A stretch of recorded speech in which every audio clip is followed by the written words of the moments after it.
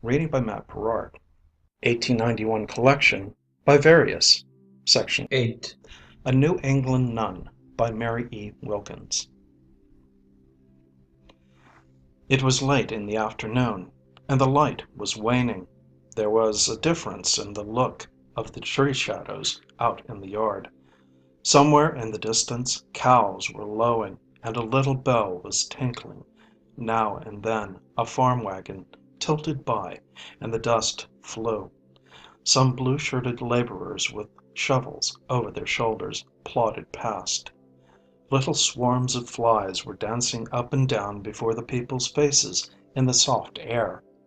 There seemed to be a gentle stir arising over everything for the mere sake of subsidence, a very premonition of rest and hush and night.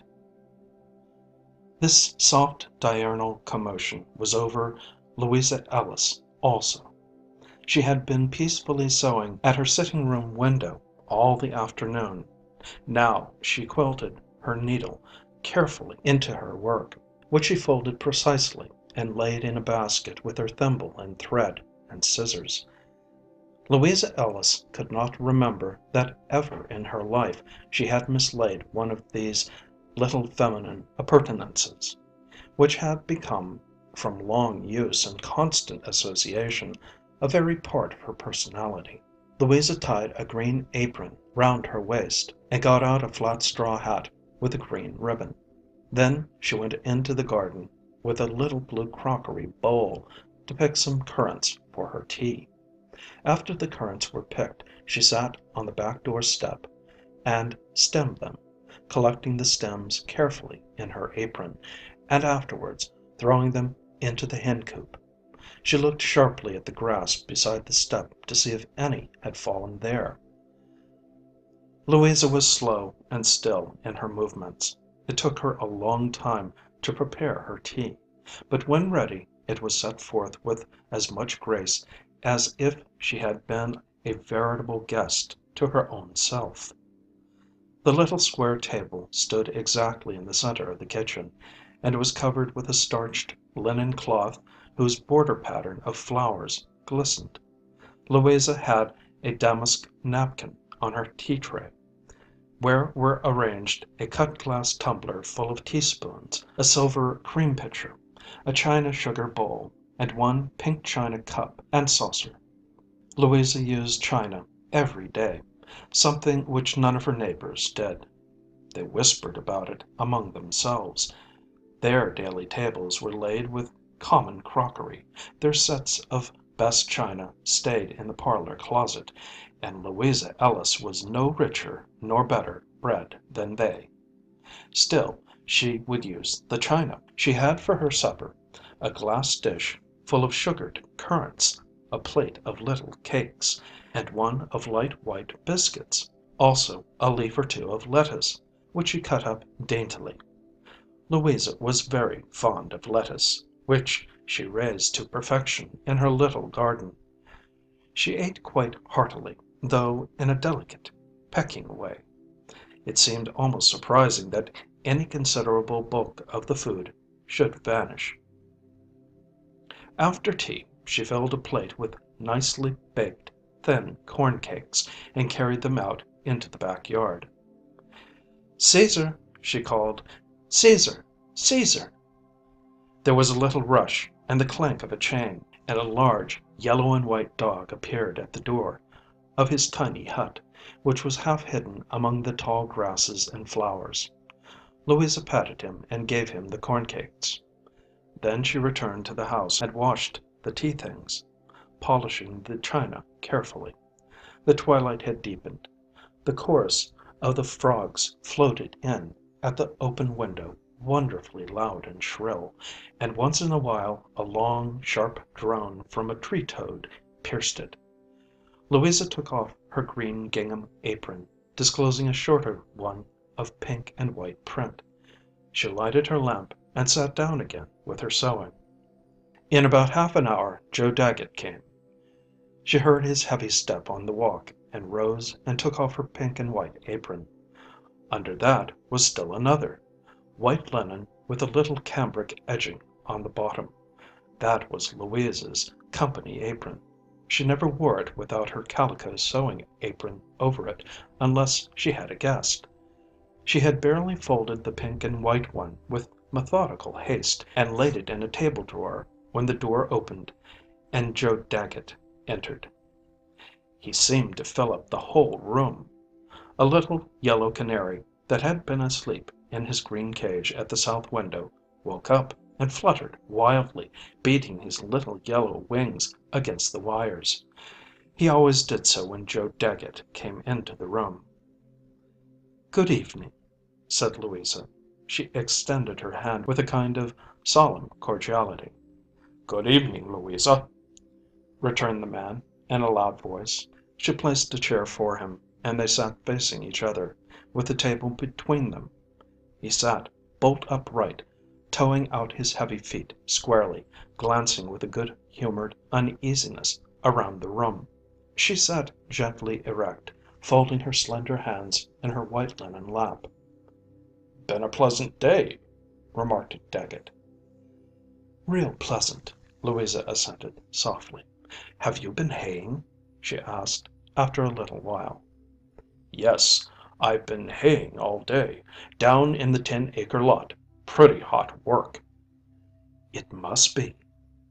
"Yes, it's pretty hot work in the sun."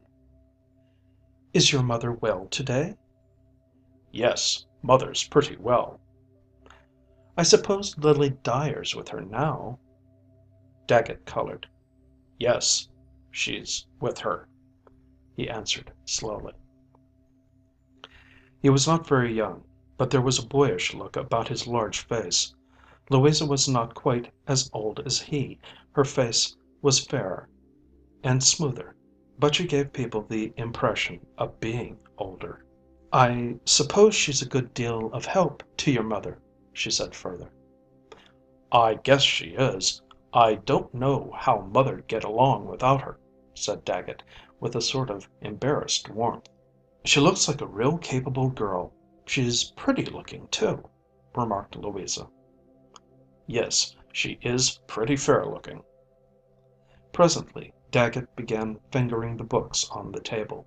There was a square red autograph album, and a young lady's gift book which had belonged to Louisa's mother. He took them up one after the other and opened them, then laid them down again, the album on the gift book.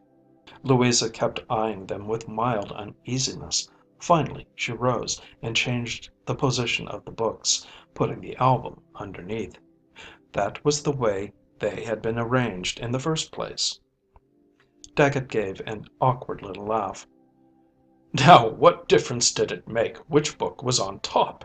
said he. Louisa looked at him with a deprecating smile. "I always keep them that way," murmured she. "You do beat everything," said Dagget, trying to laugh again.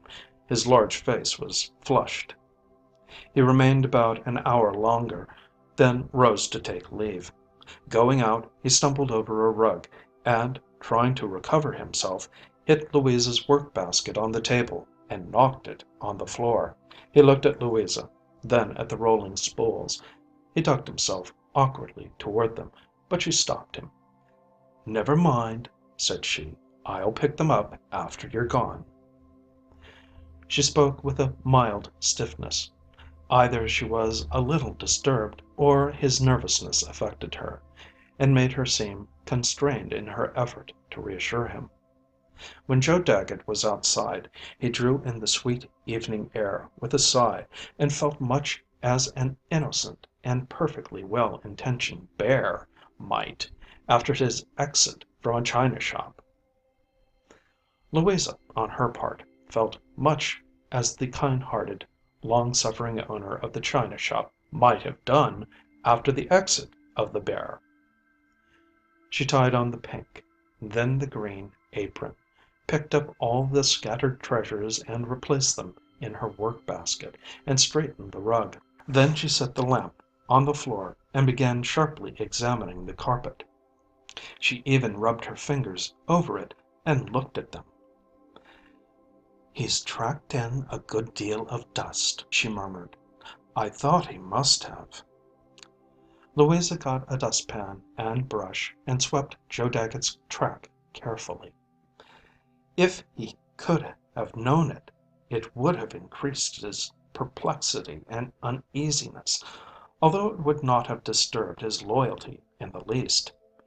He came twice a week to see Louisa Ellis, and every time, sitting there in her delicately sweet room, he felt as if surrounded by a hedge of lace. He was afraid to stir lest he should put a clumsy foot or hand through the fairy web, and he had always the consciousness that Louisa was watching fearfully lest he should. Still the lace and Louisa commanded perforce his perfect respect and patience and loyalty.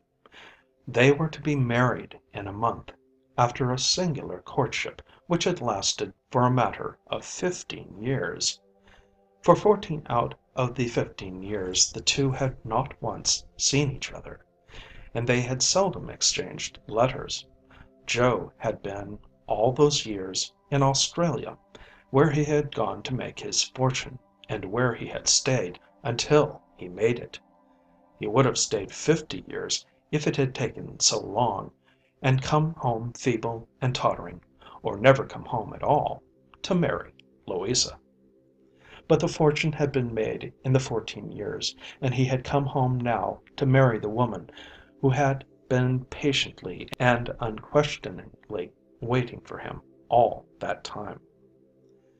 Shortly after they were engaged, he had announced to Louisa his determination to strike out into new fields and secure a competency before they should be married. She had listened and assented with the sweet serenity which never failed her, not even when her lover set forth on that long and uncertain journey. Joe, buoyed up as he was by his sturdy determination, broke down a little at the last, but Louisa kissed him with a mild blush and said good bye. "It won't be for long," poor Joe had said, huskily, but it was for 14 years. In that length of time much had happened. Louisa's mother and brother had died, and she was all alone in the world. But greatest happening of all, a subtle happening which both were too simple to understand. Louisa's feet had turned into a path, smooth, maybe, under a calm, serene sky, but so straight and unswerving that it could only meet a check at her grave, and so narrow that there was no room for any one at her side. Louisa's first emotion when Joe Dagget came home (he had not apprised her of his coming) was consternation, although she would not admit it to herself, and he never dreamed of it. 15 years ago she had been in love with him, at least she considered herself to be. Just at that time, gently acquiescing with and falling into the natural drift of girlhood, she had seen marriage ahead as a reasonable feature and a probable desirability of life. She had listened with calm docility to her mother's views upon the subject. Her mother was remarkable for her cool sense and sweet, even temperament. She talked wisely to her daughter when Joe Dagget presented himself, and Louisa accepted him with no hesitation. He was the first lover she had ever had. She had been faithful to him all these years. She had never dreamed of the possibility of marrying any one else. Her life, especially for the last 7 years, had been full of a pleasant peace. She had never felt discontented nor impatient over her lover's absence. Still, she had always looked forward to his return and their marriage as the inevitable conclusion of things. However, she had fallen into a way of placing it so far in the future that it was almost equal to placing it over the boundaries of another life. When Joe came, she had been expecting him, and expecting to be married for 14 years, but she was as much surprised and taken aback as if she had never thought of it. Joe's consternation came later. He eyed Louisa with an instant confirmation of his old admiration. She had changed but little.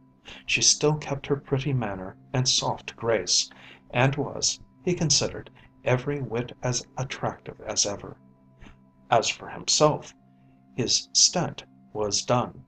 He had turned his face away from fortune seeking, and the old winds of romance whistled as loud and sweet as ever through his ears.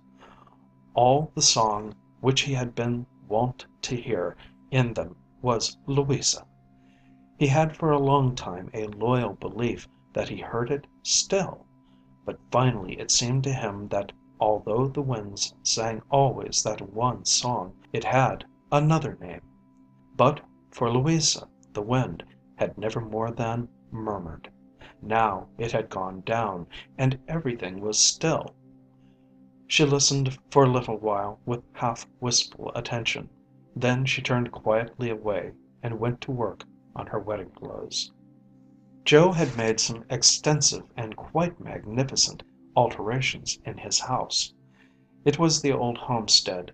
The newly married couple would live there, for Joe could not desert his mother, who refused to leave her old home. So Louisa must leave hers. Every morning, rising and going about among her neat maidenly possessions, she felt as one looking her last upon the faces of dear friends. It was true that in a measure she could take them with her, but, robbed of their old environments, they would appear in such new guises that they would almost cease to be themselves. Then there were some peculiar features of her happy solitary life which she would probably be obliged to relinquish altogether. Sterner tasks than these graceful but half needless ones would probably devolve upon her. There would be a large house to care for, there would be company to entertain, there would be Joe's rigorous and feeble old mother to wait upon, and it would be contrary to all thrifty village traditions for her to keep more than one servant. Louisa had a little still, and she used to occupy herself pleasantly in summer weather with distilling the sweet and aromatic essences from roses and peppermint and spearmint. By and by her still must be laid away. Her store of essences was already considerable, and there would be no time for her to distill for the mere pleasure of it. Then Joe's mother would think it foolishness. She had already hinted her opinion in the matter. Louisa dearly loved to sew a linen seam, not always for use, but for the simple, mild pleasure which she took in it. She would have been loath to confess how more than once she had ripped a seam for the mere delight of sewing it together again. Sitting at her window during long sweet afternoons, drawing her needle gently through the dainty fabric, she was peace itself. But there was small chance of such foolish comfort in the future. Joe's mother, domineering, shrewd old matron that she was, even in her old age, and very likely even Joe himself, with his honest masculine rudeness, would laugh and frown down all these pretty but senseless old maiden ways. Louisa had almost the enthusiasm of an artist over the mere order and cleanliness of her solitary home. She had throbs of genuine triumph at the sight of the window panes, which she had polished until they shone like jewels. She gloated gently over her orderly bureau drawers, with their exquisitely folded contents redolent with lavender and sweet clover and very purity. Could she be sure of the endurance of even this? She had visions so startling that she half repudiated them as indelicate, of course masculine belongings strewn about in endless litter, of dust and disorder arising necessarily from a coarse masculine presence in the midst of all this delicate harmony. Among her forebodings of disturbance, not the least was with regard to Caesar. Caesar was a veritable hermit of a dog. For the greater part of his life he had dwelt in his secluded hut, shut out from the society of his kind and all innocent canine joys. Never had Caesar, since his early youth, watched at a woodchuck's hole. Never had he known the delights of a stray bone at a neighbor's kitchen door. And it was all on account of a sin committed when hardly out of his puppyhood. No one knew the possible depth of remorse of which this mild visaged, altogether innocent looking old dog might be capable. But whether or not he had encountered remorse, he had encountered a full measure of righteous retribution. Old Caesar seldom lifted up his voice in a growl or a bark. He was fat and sleepy. There were yellow rings which looked like spectacles around his dim old eyes. But there was a neighbor who bore on his hand the imprint of several of Caesar's sharp, white, youthful teeth, and for that he had lived at the end of a chain, all alone in a little hut, for 14 years. The neighbor, who was choleric and smarting with the pain of his wound, had demanded either Caesar's death or complete ostracism. So Louisa's brother, to whom the dog had belonged, had built him his little kennel and tied him up.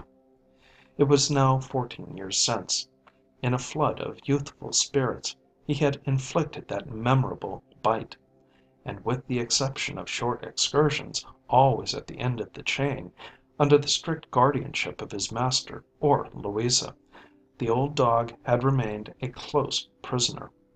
It is doubtful if, with his limited ambition, he took much pride in the fact, but it is certain that he was possessed of considerable cheap fame. He was regarded by all the children in the village and by many adults as a very monster of ferocity. St. George's dragon could hardly have surpassed in evil repute Louisa Ellis's old yellow dog. Mothers charged their children with solemn emphasis not to go too near to him, and the children listened and believed greedily, with a fascinated appetite for terror, and ran by Louisa's house stealthily, with many sidelong and backward glances at the terrible dog.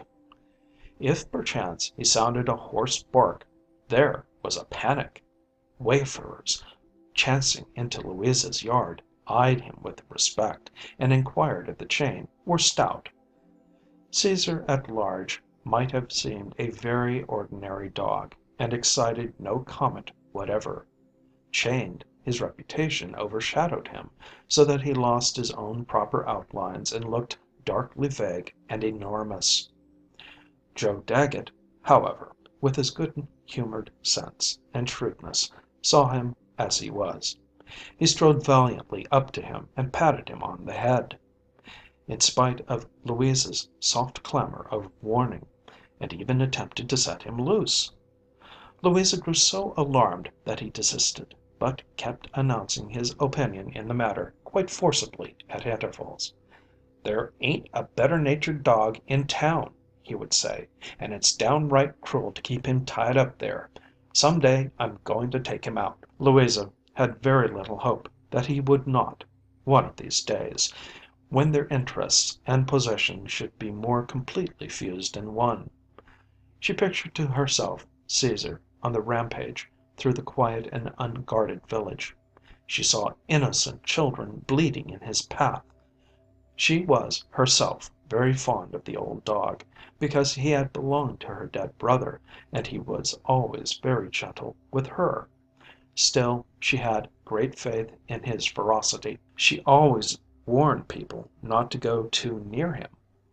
She fed him on ascetic fare of corn mush and cakes, and never fired his dangerous temper with heating and sanguinary diet of flesh and bones. Louisa looked at the old dog munching his simple fare, and thought of her approaching marriage, and trembled. Still, no anticipation of disorder and confusion in lieu of sweet peace and harmony, no forebodings of Caesar on the rampage, no wild fluttering of her little yellow canary, were sufficient to turn her a hair's breadth. Joe Dagget had been fond of her and working for her all these years.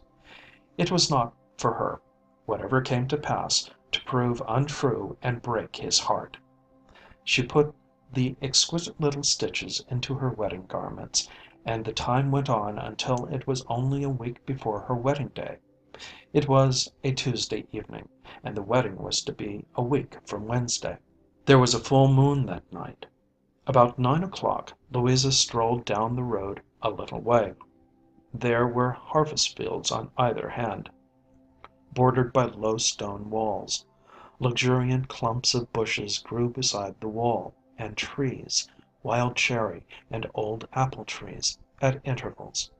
Presently Louisa sat down on the wall and looked about her with mildly sorrowful reflectiveness. Tall shrubs of blueberry and meadowsweet, all woven together and tangled with blackberry vines and horsebriars, shut her in on either side. She had a little clear space between them. Opposite her, on the other side of the road, was a spreading tree. The moon shone between its boughs, and the leaves twinkled like silver. The road was bespread with a beautiful, shifting dapple of silver and shadow.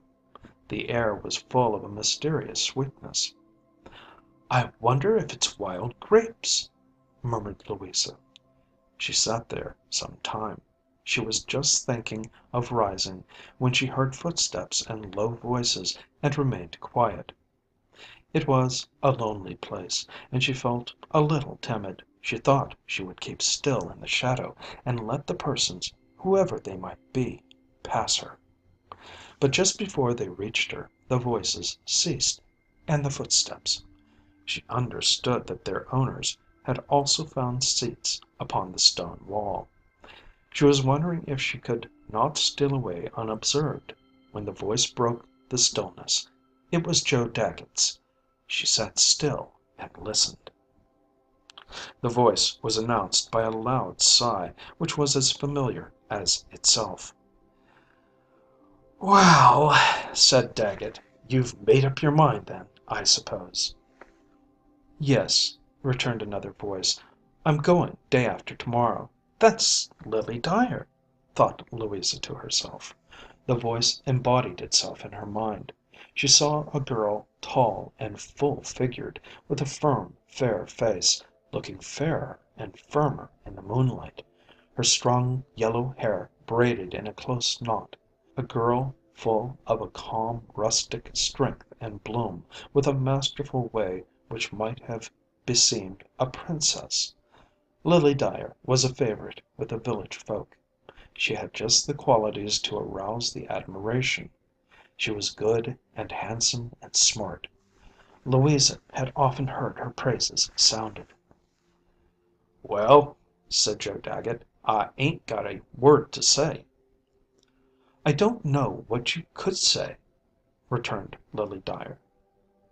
"Not a word to say," repeated Joe, drawing out the words heavily.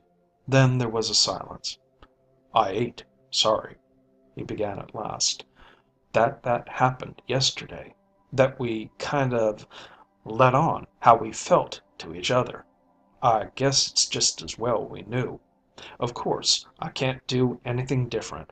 I'm going right on and get married next week. I ain't going back on a woman that's waited for me 14 years and break her heart." "If you should jilt her tomorrow, I wouldn't have you," spoke up the girl, with sudden vehemence. "Well, I ain't going to give you the chance," said he, "but I don't believe you would, either." "You'd see I wouldn't. Honor's honor and right's right, and I'd never think anything of any man that went against them for me or any other girl. You'd find that out, Joe Dagget." "Well, you'll find out fast enough that I ain't going against 'em for you or any other girl," returned he. Their voices sounded almost as if they were angry with each other. Louisa was listening eagerly. "I'm sorry you feel as if you must go away," said Joe, "but I don't know but it's best." "Of course it's best. I hope you and I have got common sense." "Well, I suppose you're right." Suddenly Joe's voice got an undertone of tenderness. "Say, Lily," said he, "I'll get along well enough myself, but I can't bear to think. You don't suppose you're going to fret much over it?" "I guess you'll find out I shan't fret much over a married man." "Well, I hope you won't. I hope you won't, Lily. God knows I do. And I hope, one of these days, you'll come across somebody else." "I don't see any reason why I shouldn't." Suddenly her tone changed. She spoke in a sweet, clear voice, so loud she could have been heard across the street. "No, Joe Dagget," said she, "I'll never marry any other man as long as I live. I've got good sense, and I ain't going to break my heart nor make a fool of myself. But I'm never going to be married. You can be sure of that. I ain't that sort of a girl to feel this way twice." Louisa heard an exclamation and a soft commotion behind the bushes. Then Lily spoke again. The voice sounded as if she had risen. "This must be put a stop to," said she. "We've stayed here long enough. I'm going home." Louisa sat there in a daze, listening to their retreating steps. After a while she got up and slunk softly home herself. The next day she did her housework methodically.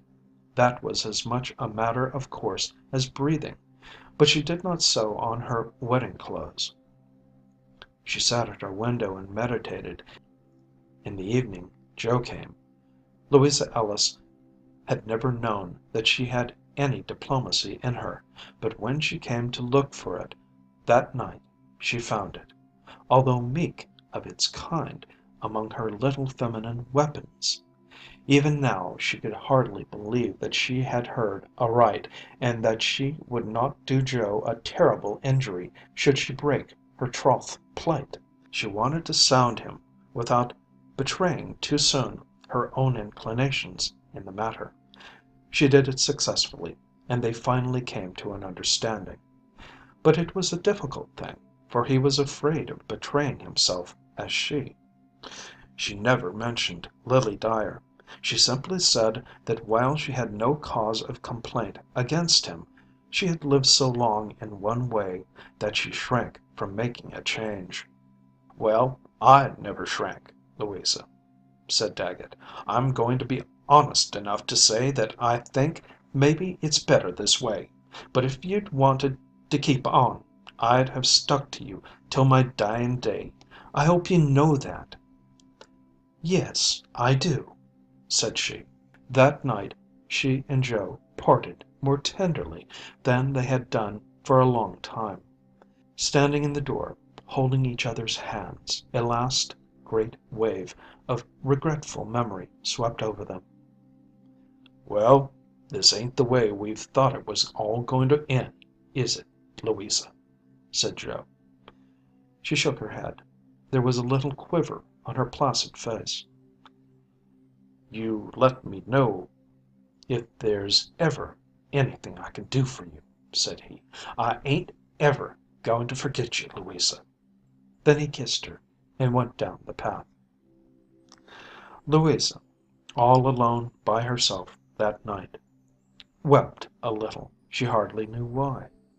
But the next morning, on waking, she felt like a queen who, after fearing lest her domain be wrested away from her, sees it firmly insured in her possession.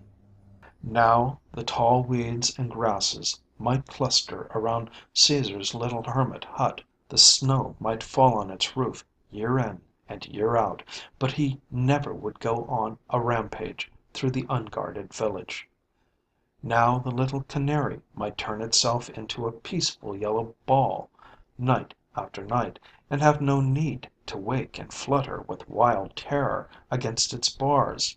Louisa could sew linen seams, and distill roses, and dust and polish and fold away in lavender as long as she liked.